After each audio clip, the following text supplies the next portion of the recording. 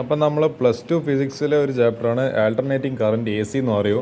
അപ്പോൾ അതിൽ വരാൻ സാധ്യതയില്ല NCERT എക്സാമ്പിൾ ക്വസ്റ്റ്യൻസ് നമുക്ക് അതിലൊന്ന് നോക്കാം. അതിനുശേഷം ഞാൻ പാഠം വളരെ ചെറുതാണ്, അപ്പോൾ അതുമായിട്ട് ബന്ധപ്പെട്ട എക്സസൈസ് ക്വസ്റ്റ്യൻസും ആകെ അത്രയല്ല, നമുക്കതിൽ നോക്കി നോക്കാം. ഇതിലാരല്ല ഫോട്ടോ ചെയ്ത് നമ്മളെ Nikola Tesla, big person, George Westinghouse. അടുത്തത് ഇതാ നമ്മളെ പേജ് നമ്പർ 185 എക്സാമ്പിൾ 7.3 എക്സാമ്പിൾ 7.4 ചെയ്യുക. ഇത് രണ്ടും എക്സാമിന് വരും.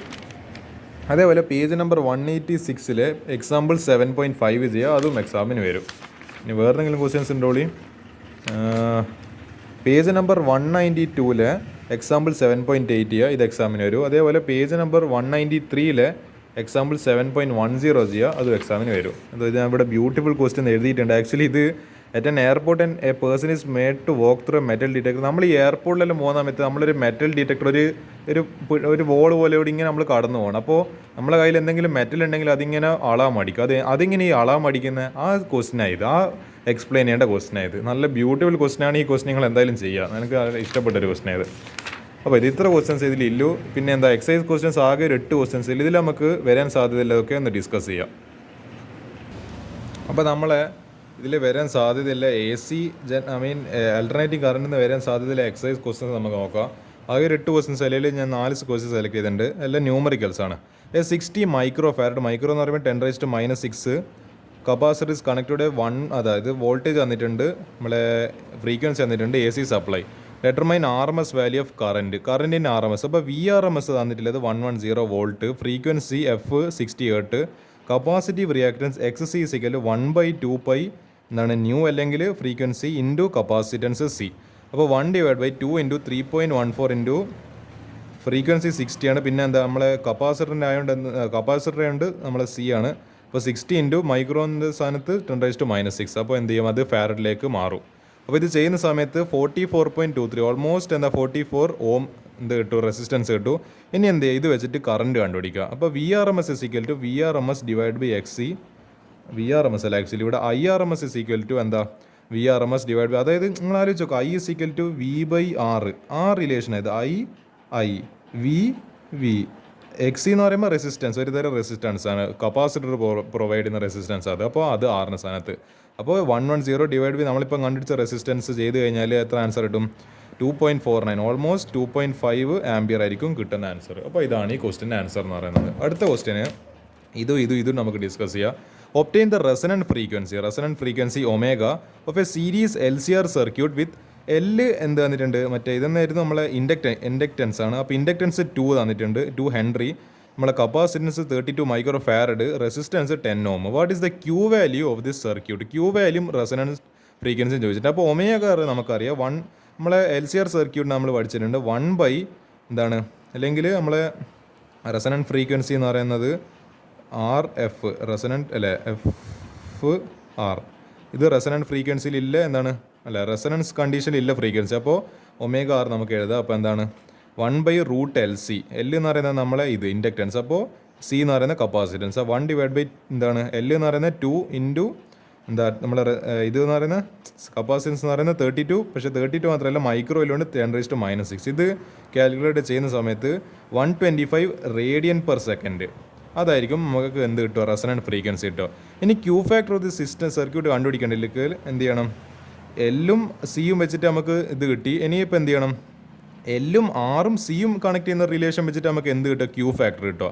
അപ്പോൾ Q = 1/R × √L/C. അപ്പോൾ 1 എന്താ നമ്മളെ റെസിസ്റ്റൻസ് എത്ര, 10, 1/10 ഇൻറ്റു എന്താണ് L എന്ന് പറയുന്നത് 2/32 ഇൻറ്റു ആക്ച്വലി 10⁻⁻5 അല്ല 10⁻⁻6 ആണ്. ഇവരോട് ചെറിയ പ്രിൻറ്റിങ് മിസ്റ്റേക്ക് പറ്റിയത്, കാരണം മൈക്രോ ഫാരഡിലല്ലേ ഉള്ളത്. അപ്പോൾ അതിന് ഫാരഡിലേക്ക് വരുമ്പോൾ 10⁻⁻6. ഇത് ചെയ്യുന്ന സമയത്ത് എന്ത് കിട്ടും ആൻസർ, ഇതാ 225 എന്ന് പറഞ്ഞിട്ട് ആൻസർ കിട്ടുന്നതായിരിക്കും. അല്ലെങ്കിൽ ഇത് ചെയ്യുന്ന സമയത്ത് ഇത് കംപ്ലീറ്റ് ചെയ്യുമ്പോഴത്തേക്ക് 250 ആൻസർ വരും, ഡിവൈഡഡ് ബൈ ഇവിടെ ഒരു 10 ബാക്കിയുണ്ട്. അപ്പോൾ ഇങ്ങനെ എന്താണ് കട്ട് ചെയ്യുന്ന സമയത്ത് 25, ഇങ്ങനെ ആയിരിക്കും ആൻസർ വരിക.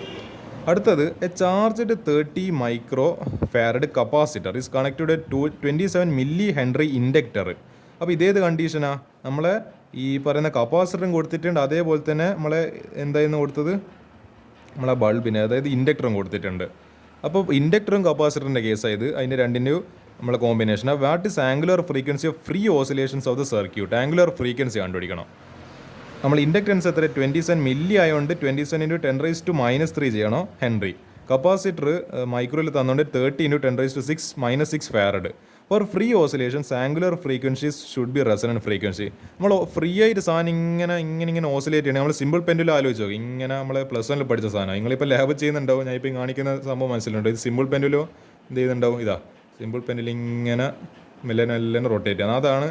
അപ്പോൾ അത് വേറെങ്കിൽ എന്താണ്, നമ്മൾ ആംഗുലർ ഫ്രീക്വൻസി റെസണൻറ്റ് ഫ്രീക്വൻസിക്ക് ഈക്വൽ ആയിരിക്കണം. അപ്പോൾ റെസണൻറ്റ് ഫ്രീക്വൻസി എത്രയാണ്? നമ്മൾ ഇവിടെ ഇക്വേഷനിൽ ചെയ്തായിരുന്നു ω/r = 1/√LC. അപ്പോൾ 1/L എന്ന് പറയുമ്പോൾ 27 × 10⁻³ ഇൻറ്റു നമ്മളെ സി എന്ന് പറയുന്നത് 30 × 10⁻⁶. ചെയ്യുന്ന സമയത്ത് ആൻസർ എന്ത് കിട്ടും? ഇത് കാൽക്കുലേറ്റ് ചെയ്യാവുന്നതില്ല. ഇത് കാൽക്കുലേറ്റ് സമാധാനം ചോദിക്കുക.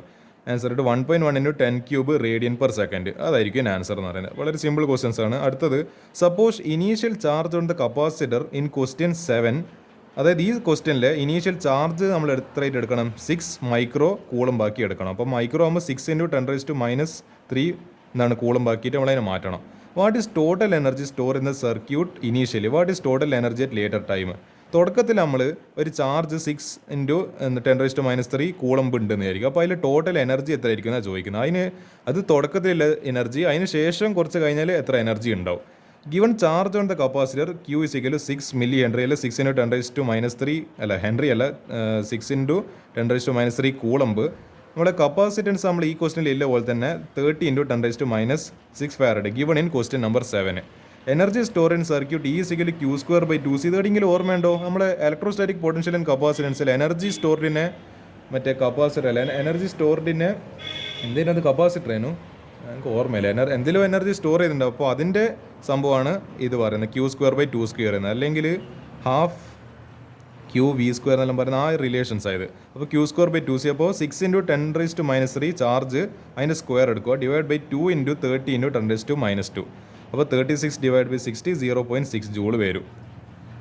അപ്പോൾ എന്താ ഇതിൽ പറയുന്നുണ്ട് അപ്പോൾ ഇതാണ് ഇനീഷ്യലായിട്ടുള്ള energy in joules. After some time the energy shared between എന്നാണ് capacitor and inductor but the total energy remains constant. അപ്പോൾ എന്താ, so we assume that there is no loss in energy. വേറൊരു ക്വസ്റ്റ്യൻ ചോദിച്ചിട്ടുണ്ടല്ലോ, കുറച്ച് കഴിഞ്ഞാലില്ലേ എനർജി എന്താ അത് same ആയിരിക്കും. എത്രയാണോ നമുക്കിപ്പോൾ കിട്ടിയിരിക്കുന്ന വാല്യൂ അത് തന്നെയായിരിക്കും കുറച്ച് കഴിഞ്ഞാലും ഉണ്ടാവുക ജൂൾസ്. അത്ര ജൂൾസിലായിരിക്കും നമ്മുടെ എനർജി ഉണ്ടാവുക. Energy won't change, energy loss doesn't occur here after some time. പക്ഷേ എന്താണ്, ടോട്ടൽ എനർജി റിമെയിൻസ് കോൺസ്റ്റന്റ് ആണെന്ന് ഇവിടെ പറയുന്നുണ്ട്. അതുകൊണ്ട് എന്താ ടോട്ടൽ എനർജി റിമെയിൻസ് കോൺസ്റ്റന്റ് ആണ് ഈ ഒരു സെന്റൻസിൽ പറയുന്നുണ്ട്, നോട്ടായിട്ട് പറയുന്നുണ്ട്. എന്താ ഈ ക്വസ്റ്റിൻ്റെ ആൻസർ എന്തായിരിക്കും? It remains same 0.6 joule. ഇതായിരിക്കും ഈ ക്വസ്റ്റിൻ്റെ ആൻസർ എന്ന് പറയുന്നത്. ഇത് ഇനി കഴിഞ്ഞിട്ടുണ്ട്. ഇത് ഇനിയിപ്പോൾ എഡീഷണൽ ക്വസ്റ്റ്യൻസ് നിങ്ങൾക്ക് എക്സാമിന് വരുമൊന്നുമില്ല. ഇനി വേറെ ക്വസ്റ്റ്യൻ ഞാൻ കാണിച്ചു തരാം. നമ്മളെ NCERT എക്സംപ്ലറിലെ ഇതാ NCERT എക്സംപ്ലർ ക്വസ്റ്റ്യൻസിലെ ഒരു 2-3 ക്വസ്റ്റ്യൻ കൂടി കാണിച്ചു തരാം. ഇതിൽ പറയുന്നൊരു ക്വസ്റ്റ്യൻ എന്ന് പറയുന്നത്, can the instantaneous power output of N AC source ever B negative? Can the average power output B negative? ഇതിൽ പറയുന്ന ഒരു കേസ് ഉണ്ട്. അതായത് ഈ ഇൻസ്റ്റൻറ്റേനിയസ് പവറിന് എപ്പോഴെങ്കിലും നെഗറ്റീവ് ആവാൻ പറ്റുമോ? അതേപോലെ എന്താണ് ഈ പറഞ്ഞ ഇത് നമ്മളെ ആവറേജ് പവറിന് നെഗറ്റീവ് ആവാൻ പറ്റുമോ? അത് നമ്മൾ മനസ്സിലാക്കുന്ന കാര്യം, നമ്മൾ ഇൻസ്റ്റൻറ്റേനിയസ് പവർ = I ഇൻസ്റ്റൻറ്റേനിയസ് എന്താണ് current instantaneous into velocity instantaneous. അപ്പോൾ ഇതെന്ത് ചെയ്യാം, നമ്മളെ ഈ ഇൻസ്റ്റൻറ്റേനിയസ് പവറിന് എന്താവാൻ പറ്റും? നെഗറ്റീവ് ആവാൻ പറ്റും. അത് സിമ്പിൾ റീസൺ അത്. പക്ഷേ നമ്മളെന്താ ആവറേജ് എടുക്കുന്നതായതുകൊണ്ട് ആവറേജ് എടുക്കുന്നതായതുകൊണ്ട് അതൊരിക്കലും നെഗറ്റീവ് ആവാൻ പറ്റില്ല. അതെപ്പോഴും പോസിറ്റീവ് ആയിരിക്കണം. ആവറേജ് എടുക്കുന്ന സമയത്ത് നമ്മളിപ്പോൾ 2 നമ്പേഴ്സിൻ്റെ ആവറേജ് എങ്ങനെ എടുക്കുക? 5ഉം 6ൻ്റെ ആവറേജ് എങ്ങനെ എടുക്കുക? 5 + 6 / 2. ഇതൊരിക്കലും നെഗറ്റീവ് ക്വാണ്ടിറ്റി ആവില്ല. This is always greater then 0. അതേപോലെ തന്നെ ആവറേജിൻ്റെ കേസിൽ വരുമ്പോൾ ഒരിക്കലും അതിന് എന്താവാൻ പറ്റില്ല, നെഗറ്റീവ് ആവാൻ പറ്റില്ല. It is always positive. No, because it is average, so it is positive ആയിരിക്കും ക്വസ്റ്റ്യൻ ആൻസർ എന്ന് പറയുന്നത്. അപ്പോൾ ഇതും കൂടി കഴിഞ്ഞ് ഇനി ഒരു ന്യൂമറിക്കൽ കൂടി ഞാൻ ഡിസ്കസ് ചെയ്യാം. ഇതും കൂടി കഴിഞ്ഞാൽ ഈ ചാപ്റ്റർ ഖത്തം. 60 വാട്ട് ഇത് പവറാണ്. നമ്മളെ സിനിമയിലില്ല സംഭവം ഓർമ്മിക്കുക.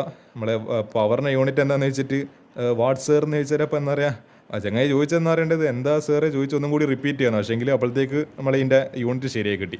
Load is connected to a secondary of a transformer whose primary draws line voltage. എന്തോ ചെയ്യുന്നുണ്ട്, ട്രാൻസ്ഫോമറിൻ്റെ കളിയാവിടെ. If a current of 0.54 ampere flows in the load, what is the current in the primary coil? Comment on the type of transformer being used. നമുക്ക് ഏതെങ്കിലും ചെയ്യാം.